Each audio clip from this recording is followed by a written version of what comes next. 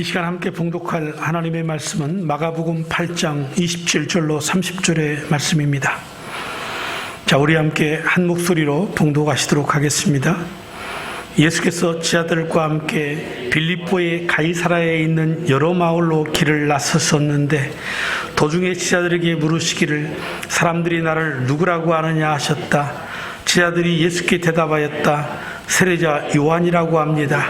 엘리야라고 하는 사람들도 있고 또 예언자 가운데 한 분이라고 하는 사람들도 있습니다. 예수께서 그들에게 물으셨다. 그러면 너희는 나를 누구라고 아느냐? 베드로가 대답하였다. 선생님은 그리스도이십니다. 예수께서 그들에게 엄중히 경고하시기를 자기에 관하여 아무에게도 말하지 말라고 하셨다. 아멘. 요즘에 가장 발생률이 높은 증가율을 보이고 있는 질병 가운데 1위가 무엇인 줄 아십니까? 암이라고 말할지 모르겠습니다. 네, 암도 매우 높은 증가율을 보이고 있지요. 그것은 인간의 수명이 그만큼 길어지다 보니 나이가 들면 대부분 이 암의 질병으로 사망을 하기 때문에 그렇습니다. 그런데 제가 명의라고 하는 그러한 프로그램을 보니까 현대 질병의 가장 높은 증가율을 보이는 질병 1위가 치매라는 것입니다. 그리고 이 치매의 종류에도 여러 가지가 있고 증상 또한 너무나도 다양합니다. 치매와 건망증은 다르답니다. 건망증은 기억이 입력은 드는데 출력이 잘 안 되는 겁니다. 그런데 조금 시간이 지나면 아하, 그때 그랬었지. 이 건망증입니다. 삶을 살아가는데 어려움은 없겠지만 조금 불편할 겁니다. 그런데 치매는 기억 자체가 입력이 안 되고 입력된 기억들조차도 가장 최근의 일로부터 시작해서 점점점 사라져가는 것입니다. 그래서 치매 환자들은 아주 옛날 일은 기억하는데 최근의 일은 기억을 전혀 못합니다. 특히 치매의 가장 무서운 증상이 무엇일까요? 모든 것이 다 슬픈 일이고 안타까운 일이겠지만은 저는 그 프로 이야기를 들으면서 가족을 몰라본다라는 것이 참 안타까웠습니다. 남편이 아내를 몰라봅니다. 아내가 남편을 몰라봅니다. 부모님에게 자녀가 며느리를 왔는데 요양병원에 계신 부모님이 자기의 자녀를 보고 누구세요? 어떻게 오셨어요? 여러분, 정말 끔찍하지 않습니까? 이런 상황들이. 그런데 더 충격적이고 더 가슴 아픈 것이 무엇이냐면 자기가 자신을 잊어버린다라는 겁니다. 그러니까 이 말은 무슨 얘기냐면 거울 앞에 비친 자기 얼굴을 보고 당신은 누구세요? 왜 거기에 있는 거예요? 얼마나 무섭습니까?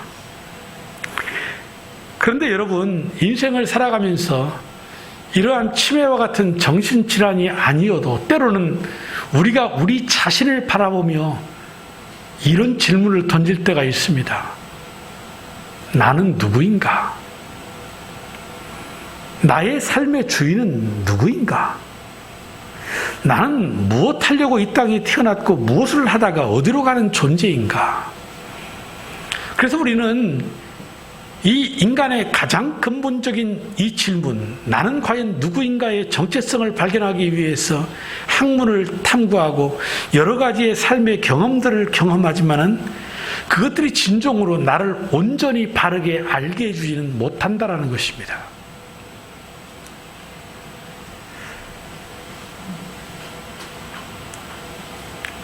내가 나를 안다라는 거 아주 쉬운 질문 같지만은 이 세상에서 이 질문처럼 어려운 질문이 없는 것 같습니다. 유대인의 탈무드에 이런 이야기가 있습니다. 하나님이 세상에 만물을 창조할 때입니다. 각양의 짐승을 지으셔서 세상에 보내시는데 다른 모든 짐승들은 그 가슴에 설레임의 환희들이 있는데 이 새들은 입이 부르터서 뾰루통하고 있는 겁니다. 그래서 왜 그러냐 하나님이 물어보니까 새들이 이런 불평을 하는 겁니다. 하나님, 우리에게도 저 코끼리와 같은 다리를 주셔야지 이 얇은 다리를 가지고 세상에 나가서 우리가 어떻게 살란 얘기입니까? 우리에게는 날카로운 이빨도 없습니다. 무엇을 어떻게 먹으라는 것입니까? 또 이 어깨에 이 거추장스러운 혹은 무엇입니까? 너무나 불편합니다. 이걸 떼어주십시오. 그러자 하나님이 그래 그것을 혹이라고 그랬느냐? 아니다.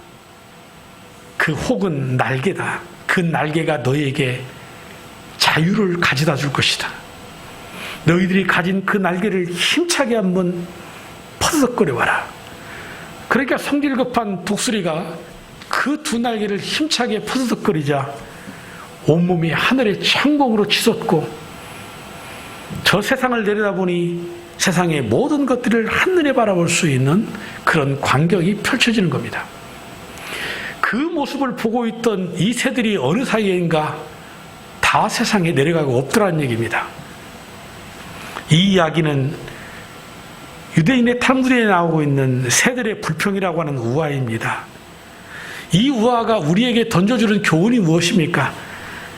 나를 안다라는 것, 내가 누구인지를 안다라는 것이 이처럼 어려운 것이라는 교훈을 주는 것 같습니다. 그래서 오늘 우리는 먼저 우리 자신에게 이 질문을 던져봐야 합니다. 나는 누구인가? 그런데 말씀드린 것처럼 이 해답을 찾기가 쉽지 않아요. 그러면 어떻게 우리는 우리 자신을 찾을 수 있겠는가? 바로 하나님 안에서입니다. 그리스도 예수 안에서입니다. 우리가 하나님을 바로할 때, 하나님의 말씀을 통하여 하나님의 뜻을 발견하게 될 때에 우리가 어디서부터 왔으며 무엇을 하다가 살다가 어디로 가는 존재인가, 정확하게 우리의 인생의 전부를 보여주는 것은 하나님이십니다. 그 말씀이라는 얘기입니다. 그래서 하나님을 안다라는 것은 나를 아는 것이요, 나를 안다라는 것은 곧 하나님을 안다라는 것입니다. 저는 우리의 성도들이 이 첫 번째 질문, 나는 과연 누구인가? 이 질문을 하나님 안에서 그리스도 예수 안에서 깨닫는 그런 축복이 있기를 주님의 이름으로 축복합니다. 그리고 두 번째로 던져야 할 중요한 질문이 하나 있습니다. 그 질문이 무엇입니까? 예수님은 누구이신가? 예수님은 도대체 나에게 무슨 존재이고 예수님은 나에게 누구이시지? 이 질문을 던져봐야 합니다. 마가복음의 핵심 주제는 마가복음 1장 1절입니다. 하나님의 아들 예수 그리스도의 복음의 시작은 이러하다. 예수님은 누구시라는 겁니까? 하나님의 아들이시고 그리스도다. 이제까지 살펴본 마가복음의 예수님의 행적은 가르치시고 전파하시고 치유하시는 사역들이었습니다. 예수님께서 이 사역들을 통해서 나타내고자 하셨던 뜻은 무엇입니까? 바로 내가 복음이다, 내가 하나님의 나라다, 내가 메시아다, 나는 선포였지요. 그런데 이 예수님이 그리스도 되시고 하나님의 아들 되심이 드러남과 동시에 여전히 감춰져 있습니다. 이 감춰졌다고 하는 뜻은 뭐냐면 예수님이 하나님의 아들 되심과 그리스도의 되심에 진정한 이해를 하지 못하고 있다는 얘기입니다. 안타까운 일이지만은 예수님께서는 자신의 순환을 3번이나 예고하십니다. 그것이 메시아로서의 이 땅에 오신 뜻이지요. 그런데 제자들은 하나님의 아들심과 그리스도라고 말하지만은 그 속에 담긴 진정한 주님의 뜻을 이해하지 못했다라는 것입니다. 그래서 예수님께서는 제자들에게 자기를 계시하시려고 제자들에게 묻는 것입니다. 먼저 27절에 이렇게 묻습니다. 예수께서 제자들과 함께 빌립보의 가이사라에 있는 여러 마을로 길을 나서셨는데 도중에 제자들에게 물으시기를 사람들이 나를 누구라고 하느냐라고 묻습니다. 사실은 예수님께서 관심이 있는 것은 저 무리들이 나를 어떻게 생각하느냐에 있는 건 아닙니다. 예수님은 무리를 선동해서 하나님의 나라를 이루시려고 하시는 분이 아니시기 때문입니다. 사실은 예수님의 관심은 제자들입니다. 그래서 제자들에게 이어서 질문을 던지는 것이죠. 세상 사람들이사 세례 요한이라고 하더이다. 또 어떤 이는 엘리야라고 하더이다. 또 선지자 중에 한 사람이라고 하더이다. 세상 사람들, 무리들은 예수님을 선지자의 반열에 올려놓고 선자로 보는 것입니다. 그래서 예수님께서 두 번째 질문을 던지십니다. 29절에 예수께서 그들에게 물으셨다. 그러면 너희는 나를 누구라고 하느냐? 어쩌면 지금 우리가 가장 중요하게 다뤄야 할 부분은 이 부분이에요. 세상에 예수 안 믿는 사람들을 보고 당신에게 예수는 누구요? 물어본들 대답이나 해주겠어요? 혹은 대답한다 한들 예수님? 뭐 4대 성인 중에 한 사람 아니겠어요? 뭐 십자가에 뭐 죽으셨다고 하던데 뭐 이런 대답을 하겠죠. 하지만 적어도 예수 그리스도를 구주로 믿는다고 하는 우리 제자된 우리에게 이 질문은 어떤 대답이 되어야 될까요? 베드로는 29절에 이렇게 대답합니다. 선생님은 그리스도이십니다. 그리스도 곧 기름 부음 받은 자. 이것은 이 베드로가 저 무리들처럼 단순히 예수님을 선지자의 반열로만 올려놓고 부른 것이 아니고 이 베드로의 이 고백 속에는 바로 예수님은 왕이시다. 왕권의 반열에 올려놓고 예수님 앞에 이 신앙의 고백을 했던 겁니다. 이 베드로의 고백, 앞선 세상의 무리들의 고백보다는 훨씬 탁월한 고백입니다. 그렇다면 베드로는 예수님이 누구신지 정확히 알았을까요? 아닙니다. 앞에서 우리가 봤던 베세다의 맹인이 무엇이 보이느냐 그랬더니 사람들이 나무처럼 희미하게 보인다고 그랬어요. 그러다 나중에 예수님을 똑바로 보게 되었지요. 지금 베드로의 이 신앙의 고백의 상태는 이 앞에 첫 번 안수받은 맹인의 상태입니다. 예수님을 희미하게 보는 것입니다. 즉 다시 말해서 이 말은 무슨 뜻이냐면 주님은 그리스도라고 고백은 했지만 주님의 뜻과 사역에 대해서는 충분하게 이해를 하지 못하고 있었다는 얘기입니다. 그래서 예수님께서 이 질문을 통해서 이 제자들에게 주님의 제자도의 삶의 원리를 가르쳐 주시기 위한 목적을 가지고 있다는 것입니다. 그것이 바로 무엇입니까? 바로 십자가인 것입니다. 그래서 지난주의 말씀과 이번 주의 말씀 그리고 다음 주에 이어질 이 말씀은 같은 맥락에서 선포됩니다. 그래서 이 제자들에게 주님께서 지금 이 물으심을 통해서 무엇을 지금 깨닫게 하시는 겁니까? 내가 이 땅에 온 목적, 이 십자가를 지고 온 인류를 대속하기 위한 이 구속의 길, 이 길을 깨닫게 해주시기를 원하시는 겁니다. 보십시오. 베드로가 이렇게 훌륭한 믿음의 고백을 해서 마태복음에 보면 베드로야, 바유나 시몬아, 네가 복이 있다. 네 그 신앙의 고백 위에 내가 교회를 세우겠다. 이 축복의 말씀을 하세요. 얼마나 탁월한 답변입니까? 그런데 곧바로 주님께서 십자가에 달려 죽으실 것을 말씀하시자 베드로가 뭐라고 그래요? 절대 그럴 수 없습니다. 다른 사람은 몰라도 내가 그렇게 만들지 않을 겁니다. 내 목숨을 바쳐서라도 주님을 내가 지킬 겁니다. 그러니까 주님이 이 베드로에게 뭐라고 말을 했습니까? 사탄아, 물러가라. 아니, 앞에서 그토록 존귀한 칭찬을 받았는데 몇 분 지나지 않아서 베드로가 사탄이 되고 맙니다. 그리고 던지신 말씀이 십자가의 도입니다. 그 말씀에 대해서는 이 뒷부분에 말씀이 나오니까 생략을 하겠습니다. 자, 오늘날에도 많은 사람들이 예수님을 하나님이라고 부르며 예수님의 이름으로 기도를 드립니다. 그런데 예수님이 어떤 분이시고 예수님이 나의 삶의 주인 되셔서 나에게서 무엇을 하시기를 원하시는가에 대해서는 관심을 갖지 않습니다. 즉 예수를 믿는다고 말은 하는데 예수님을 알지 않아요. 아니, 알려고 하지 않아요. 왜 그렇습니까? 알면 골치 아프다고 생각해요. 알면 힘들다고 생각해요. 내가 내 마음대로 결정하고 내 뜻대로 살고 싶은데 주님이 내 인생을 간섭하는 것처럼 느껴지고 자꾸 무엇인가 나에게서 요구하시는 것 같은 거죠. 그래서 알려고 하지 않아요. 하지만 여러분, 잘 알지 못하는데 믿는다? 이거 모순이지 않아요?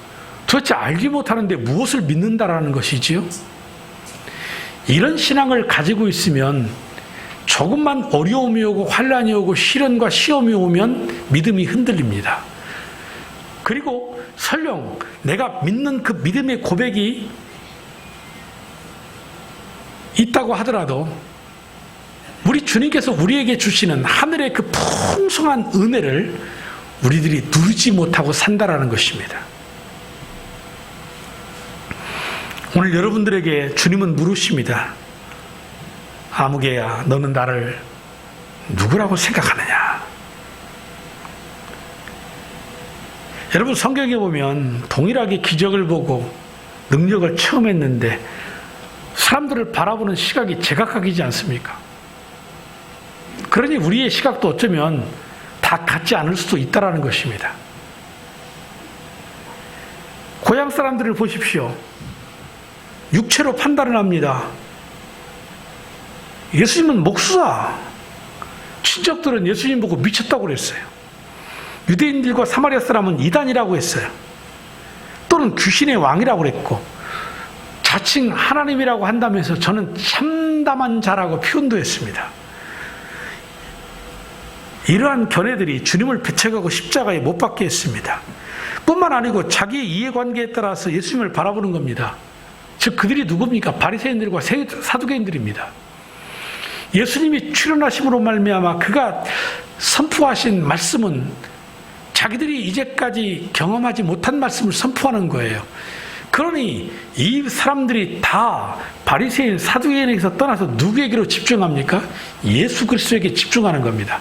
그러니 자기의 그 자리, 기득권을 빼앗기지 않으려고 자기의 그 이해관계 속에서 예수님을 바라보면서 귀신의 왕이다, 뭐 이런 표현까지 하지 않습니까?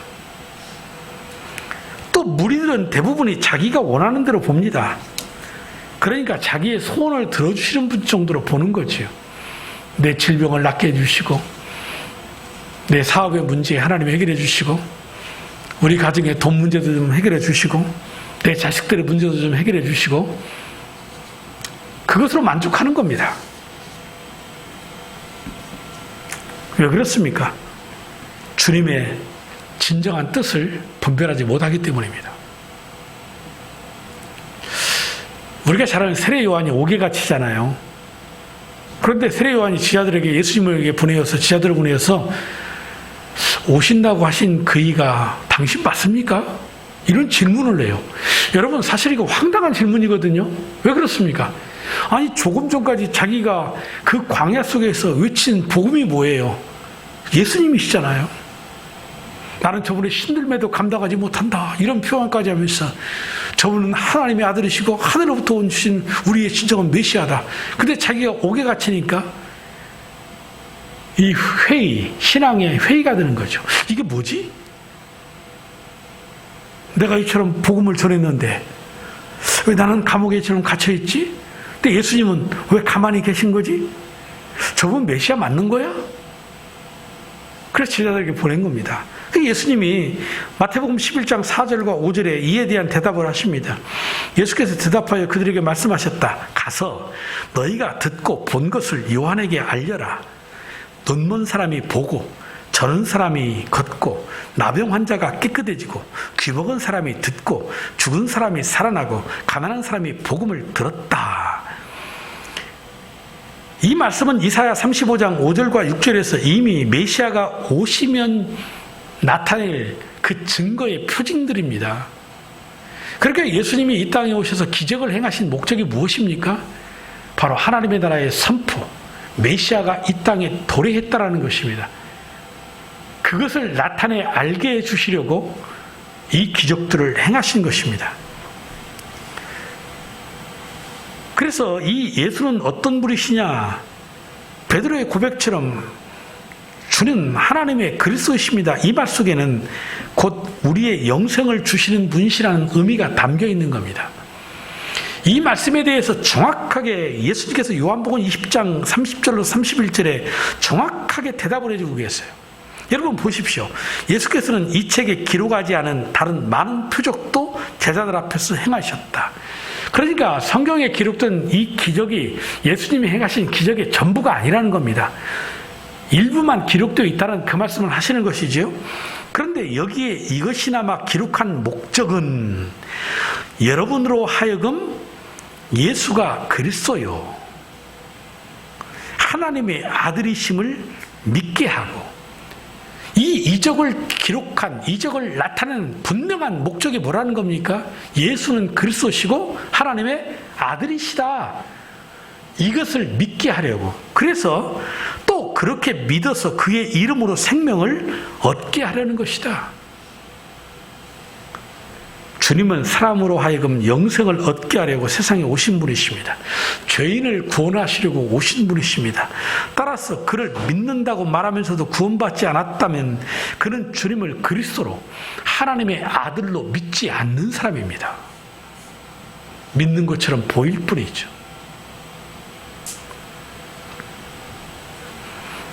저는 오늘 너는 나를 누구라고 하는 이 질문이 오늘 우리의 질문이 되어서, 오늘 우리의 질문도 분명하게 주는 그리스도이십니다. 하나님의 아들이십니다. 나는 이 고백이 우리 가운데 있어야 될 줄로 믿습니다. 하지만 저는 이미 우리의 성도들이 이 고백은 다 고백하시고 이미 다 알고 계신 분인 줄 압니다. 그런데 굳이 문제를 삼는다면 바로 이런 문제입니다. 아는 것으로 그치면 안 된다는 겁니다. 바로 신앙 고백의 삶이 있어야 된다는 것이지요. 앞에서 말씀드린 것처럼 베드로의 고백이 마치 벳사의 맹인이 희미하게 보는 것처럼 본다. 이게 불확실한 믿음이에요. 도대체 뭘 본다라는 거예요? 뭘 믿는다라는 거예요? 결국은 주님께서 이 십자가의 길, 십자가의 도를 가르쳐 주시기 위한 거죠. 그래서 예수님이 사탄아 물러가라 베드로에게 말씀하시고 바로 하신 말씀이 뭐냐면 다음 주에 살펴보겠지만 34절입니다.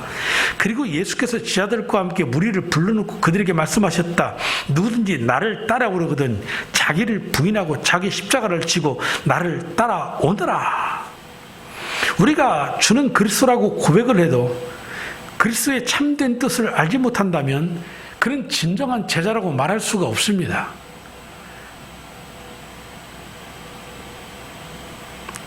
우리가 주님의 참된 제자라면 주님의 길을 함께 동행하며 함께 걷는 것입니다. 만약에 이 주님을 바로 알고 믿지 못하고 행하지 않는 신앙은 결국 마지막 날에 부끄러움을 당할 수밖에 없습니다. 그래서 누가복음 9장 26절에 이렇게 말합니다. 누구든지 나와 내 말을 부끄럽게 여기면 인자도 자기의 영광과 아버지의 거룩한 천사들의 영광에 쌓여올 때에 그 사람을 부끄럽게 여길 것이다. 사랑하는 성도 여러분, 오늘 다시 한번 이 시간에 우리의 신앙의 정체성을 점검했으면 좋겠습니다. 야, 아무개야. 야, 박태규, 너는 나를 누구라고 생각하느냐? 아무개야, 너는 나를 누구라고 생각하느냐? 여러분, 바라기는 베드로의 고백처럼 주는 그리스도시다, 하나님의 아들이시다, 이 고백을 하시기를 바랍니다. 뿐만 아니고 이 알므로 고백함으로 그치지 말고 그 고백이 신앙 고백의 삶이 되어서 정말 여러분들의 삶 속에 그리스도의 뜻하신 바가 이루어지는 그러한 축복이 있기를 주님의 이름으로 축복합니다. 그래서 오늘 우리는 주는 그리스도시다, 이 말씀의 뜻을 좀 깊이 있게 살펴볼 필요가 있습니다. 그래서 이 주는 그리스도시라는 말씀을 다시 한번 정리하면 두 가지로 저는 정리를 했습니다. 하나는 예수님은 곧 메시아, 우리의 구원자라는 겁니다. 여러분, 늪에 빠진 사람이 있습니다. 그 사람이 늪에서 헤어나기 위해서 몸부림을 치겠죠. 그런데 우리가 잘 아는 것처럼 우리가 그 늪에서 헤어나기 위해서 몸부림을 치면 칠수록 우리의 몸이 더 깊은 수렁 속에 빠진다는 것입니다. 그 사람이 구원받을 수 있는 유일한 길은 무엇입니까? 누군가가 그에게 구원의 밧줄을 던져주고 이걸 붙잡으라. 그래서 그걸 붙잡을 때 그 밖에 있는 사람이 그 줄을 잡아 당겨줄 때야 비로소 늪에서 헤어나올 수가 있는 것입니다. 우리 인간들은 하나님께 불순종함으로 말미암아서 스스로의 힘으로는 도저히 이 죄의 늪에서 헤어나올 수가 없는 것입니다. 그런데 하나님은 이런 인생들을 불쌍히 여기사 이 땅에 메시아를 보내주셨습니다. 바로 예수님은 그 성경에서 약속한 그 메시아가 되시는 겁니다. 그래서 누구든지 이 예수 그리스도 이분을 믿음으로 받아들이고 믿을 때에 죄와 사망과 심판에서 벗어날 수 있으며 참 영생의 자유와 생명을 얻을 수가 있는 것입니다. 주는 그리스도이십니다. 우리를 구원하신 참된 메시아이십니다. 그리고 두 번째, 예수님은 우리의 신앙의 고백이라는 겁니다.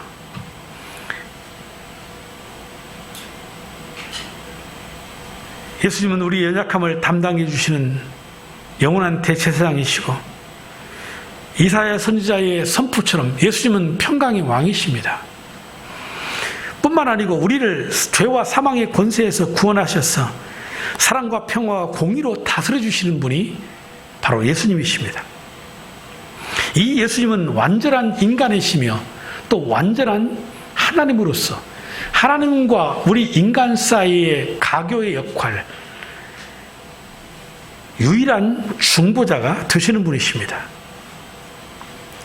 그래서 우리는 예수님을 온 마음과 뜻과 목숨을 다해서 섬겨야 합니다. 왜 그렇습니까?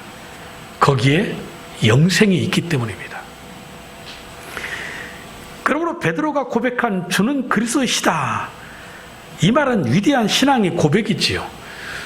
우리가 매주일마다 예배 때마다 드리는 신앙의 고백은 이 베드로의 신앙의 고백을 토대로 한 것이지요. 하나님은 누구시고 예수님은 누구시고 성령님은 누구시고 교회는 무엇이며 죄는 무엇이며 우리의 구원의 모든 서정을 정확하게 알려주는 거지요. 제가 신천지 교인을 면담한 적이 있는데 이 신천지 교인들은 성령론을 부인해요. 성령을 부정해요. 성령을 부정하지 아니하면 이만희가 이긴 자가 될 수가 없어요. 철저하게 성령을 부정시켜요. 성령의 시대가 끝나고 새로운 시대가 열려야만이 이만희가 바로 이긴 자가 되니까. 그래서 제가 모르는 체하고 여러 가지 이야기를 하다가 성령에 대해서 이야기를 딱 끊으니까 이 사람 표정을 봤거든요. 욱하고 딱 튀어나오면서 목사님은 성령님이 뭐라고 생각하십니까? 아, 너는 신천지구나.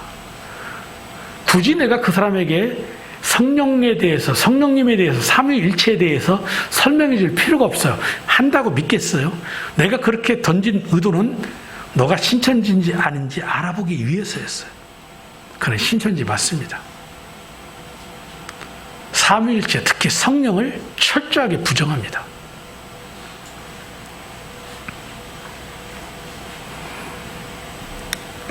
그래서 오늘 우리의 이 신앙 고백은 성경에 삼위일체라는 말이 등장을 하지 않지만 우리가 무엇을 믿는가를 갖다가 요약 정리한 것이니 뭐 성경에 삼위일체라는 단어가 있느냐 없느냐 이것 가지고 자꾸 대들지 마세요. 그거 누가 모르지 않아요. 성경에 삼위일체라는 단어가 없다는 거 알아요. 하지만 세 분의 하나님이 존재하잖아요. 그 성경을 읽으면 누구나 다 알잖아요. 그런데 어디서 듣고는 와가지고 자꾸 따지려고 하는데 좀 따지지 마세요. 좀 그런 것 가지고. 저 화난 거 아닙니다. 안타까워서 그래. 좀 포용성, 수용성을 가지고 좀 넓게 바라보면 아, 그럴 수 있겠구나. 이 성경의 말씀을 우리가 믿고 따르지만 오늘 일상의 삶을 살아가면서 이 말씀들을 우리가 어떻게 살아요? 어떻게 현실에 적용할 수 있어요? 무엇이 때로는 정답인지 하나님의 뜻인지 우리가 뭘 어떻게 알아요? 하지만 우리의 믿음의 양심 속에서 전체 성경의 틀을 가지고 그것들을 쫓아서 행하다 보니 열매로 나타날 때 아, 하나님의 뜻이었구나. 열매가 없으면 아, 이거 아닌가 보다. 다시 하고. 이게 신앙생활인 거예요. 도대체 여러분들은 뭐가 정확하다고 생각하시고 신앙생활 하십니까? 아닙니다. 그런 생각을 가지면 우리의 생각이 너무나도 좁아져서 성경을 오히려 왜곡하고 또 다른 신율법주의적인 사고에 빠져서 살 수밖에 없어요. 우리가 드리는 신앙 고백, 주술도 아니고 주문도 아닙니다. 이 신앙 고백이 우리에게 던지는 것은 언제나 현재적인 고백이라는 겁니다. 내가 한번 예수님을 주는 그리스도세요 라고 고백했다고 끝나는 게 아니에요. 그 신앙의 고백을 함으로 말미암아 지금도 나는 여전히 신앙적인 고백의 삶을 살겠다라는 것입니다. 그리고 앞으로 미래에도 이 신앙의 고백을 통해서 나는 그런 삶을 살겠습니다라는 미래적인 도전을 받고 살아가는 것입니다.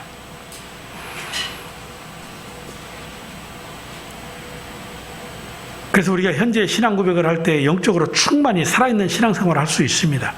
이 신앙 고백을 통해서 내가 성도로서의 분명한 정체성, 이 아이덴티티를 가질 수 있는 거죠. 나의 정체성. 너는 누구냐? 나는 예수를 믿는 사람이다. 주님을 그리스도라고 고백하는 사람이다. 물론 이것 때문에 때로는 환난을 당합니다. 불이익을 당합니다. 하지만 여러분, 이 고백을 피한다면 그는 더 이상의 그리스도인이 아니죠. 이 고백을 해야 되고 그 고백의 삶을 이 땅 가운데 나타낼 때 비로소 그 사람은 그리스도인인 겁니다. 주는 그리스도이시다. 나는 그분의 제자이다. 이 말을 할 수가 있는 것입니다.